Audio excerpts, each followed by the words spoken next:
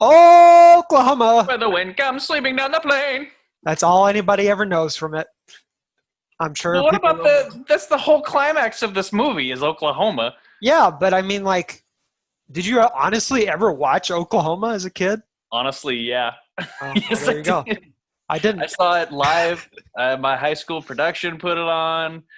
Uh, yeah. So I know Oklahoma. Zach is very confused. I'm slightly confused. Hmm. But I think at the end of this video, you'll be confused. You will not know what we're talking about because we don't know what we're talking about. Yeah. So it's the new Charlie Kaufman movie.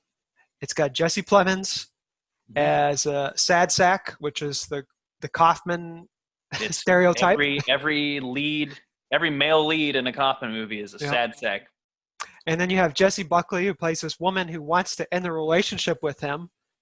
But But she's like putting it off. yeah, she's putting it off, but at the same time, these weird things are happening to her. Like people start disappearing, people Hmm. start aging. Because if you've seen Eternal Sunshine of the Spotless Mind, if you've seen Adaptation, if you've seen Being John Malkovich, you know what you're getting into. But if You you've do. never seen any of those and you're just someone that's flipping through on Netflix, you probably came to this video because you're confused as heck and you want to figure out what's going on. And we're gonna try. We're gonna try. Yeah, I think I did my best. Okay. So this is where we put the spoilers up, like a little rainbow. Spoilers. Spoilers. Are we talking specifically the ending or the entire movie? We're talking mostly the ending, but you have to explain some of the movie to get to the ending. Okay, so it starts off pretty straightforward, sort of. There's some weird editing and some weird cutaways, but other than that, Jessie Buckley, though she's putting off breaking up with Jesse Plemons, she first she says she's a writer, and then Jesse Plemons introduces her to his parents as an artist, and then she's a physicist, and her name changes 15 times. This whole movie feels like a fever dream that's from her perspective at first, and then it just kind of goes back and forth, and just weird stuff happens. It's typical Kaufman where he takes like a slice, not really slice of life, but like how people react in specifically in relationships. And because I'm sure not everyone, but some people can relate to putting off a breakup, and there's a lot of stuff with that where like because like a line that like was like, oh, that's good, that's Kaufman at its best, is when she says, all I said was yes, and that yes turned into more yeses, and then it went to more yeses, and now I don't want to be here. It reminded me a lot of Aronofsky's Mother, Mm-hmm. where there's like you're like, oh, I guess I kind of get what's going on here, but then it just like takes a left turn and goes further down into madness, literally sometimes. The plot of the movie is very like, yeah, like you said, it's Kaufman to a T. It's very much everything is in his wheelhouse. Breaking up, being sad about it, and Yep. pontificating about that sadness. And that's basically the movie in a nutshell. But where it takes a turn is near like the last 20 minutes of the movie. They get to the school, Jake's old school. Then we see the janitor that is interspersed throughout the Mhm. movie. They never explain the janitor; it just cuts to him doing Yeah. stuff. And then they break out into the dance scene from Oklahoma. Hmm. And then Jake gets a Nobel Prize, and all the people we've seen in the movie are wearing like weird old people makeup that Yeah, you it's wear like in stage plays. makeup where Yeah. it's terrible, over the top, on purpose. What it is he's clearly the janitor. Yes. And what I think is happening is what we're seeing the whole movie is his dream of what his ideal girlfriend would be. Okay, that's interesting. Okay. And so it's constantly changing because it's all based off of the things that he has consumed as a young adult or as a kid.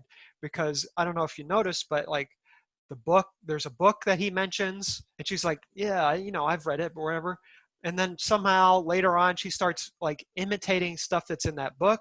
She quotes the Bone Dog poetry earlier that you think is hers, and you're like, wow, that's a great poem. Turns out someone else wrote it. Yep, it's not hers. So he's like imagining this perfect woman as he's the perfect woman for him that he would like to marry as he's dying. That's what Right. my theory is. Okay. My theory is kind of similar. But I think everyone can agree that Jesse Plemons is supposed to be the janitor. Yes. Like that's the more obvious part. He completely made up the entire whenever he's explaining to his parents how they met, because he never had the guts to go up and ask for her number, and so he just is imagining what it would be like Gotcha. if he actually had the guts, but he didn't, and which is why her name changes all the time because he doesn't remember, and then her clothes change all the time because he doesn't remember what she was wearing. On top of that, he's like dying from, I guess, dementia. He never had the guts to do it, and so he's sad about it, Kaufman, and he is just imagining what it would be like, but he has dementia, so it's that. Like I sat for a little bit and I like tried to figure it out myself, and then I went out obviously, and I was like, I need to know what the book that this is based on. So the book apparently ends very clear cut that it is a dream, and then he's just dreaming up his perfect ideal woman. And as you said, it's based off of women that he has met previously and never had the courage to like go up to. But he bases the woman off of like old movie reviews that he's read, or old books he's read, or old poetry he's read. Right. So we're both in the same wheelhouse. But Kaufman, he had decided, I guess, to abstract the ending. You're weirder? Yeah. His whole deal is you make an abstract movie, David Lynch style, but sad, very, very sad. Right. But good. There was a long stretch in the second car ride where I was I hated that part. The first one, the first car ride, I'm thinking like, man, this is amazing. Like this script is fantastic. There's a lot going on. And then that second one, I wanted to die. Yeah. It was so long. Oh, man. They could have cut a little bit of it. Oh. But I don't have a problem against car ride movies because I watched Locke. Locke is one of the greatest movies ever, and it all takes place in a car, and it just follows Tom Hardy on the phone the whole time. Fantastic. But this second part, it was bad. How many burrs out of 10 would you give this movie? Ooh, the most obvious Dairy Queen reference ever. Hey, you can see my dog stretching. Yeah, I have a hard time coming up with a rating for this one because there's just a lot going on. But I think this is a 7.5 because I do want to watch this again. I love Kaufman movies because he has just a weird way to tell a romantic, or like not romantic, but like how relationships work. And it, for the most part, it had a lot of good parts where I'm like, oh man, like that is perfect. And then he sprinkles in his really weird stuff. Yep. That sometimes hits, sometimes I'm like, what is going on? Hopefully we helped you understand the movie. And it seems like one of those movies, if you really enjoyed it the first time, you're going to even love it even more because there's so much packed in there.